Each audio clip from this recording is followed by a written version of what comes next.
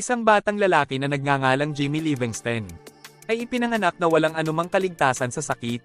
Kahit isang maliit na mikrobyo ay maaaring pumatay sa kanya. Kaya kailangan niyang ihiwalay. Hindi niya mahawakan ng anumang bagay nang hindi na decontaminate. Kaya kailangan niyang manirahan sa loob ng isang bula, parang plastic sphere, para mabuhay ang buong buhay niya. Kanyang ina, overprotective si Mrs. Livingston sa kanyang anak, hanggang 4 na taong gulang siya. Hindi man lang siya pinayagang umuwi. Gayunpaman, pagkatapos niyang maging 4, siya at si Mr. Livingston ay nag-uuwi ng isang batang lalaki. Sa kanyang bula, may malaking bula ang room 2 niya para makalakad siya sa loob nito. Ang bula ay may isang pares ng portraited na mga kamay, na magagamit ng kanyang mga magulang para hawakan siya. Lahat ng laruan niya ay decontaminated, upang maging malaya sa pinakamaliit sa mga mikrobyo, at itinago sa loob ng bula. Si Jimmy ay nakatira sa silid na iyon mula noon.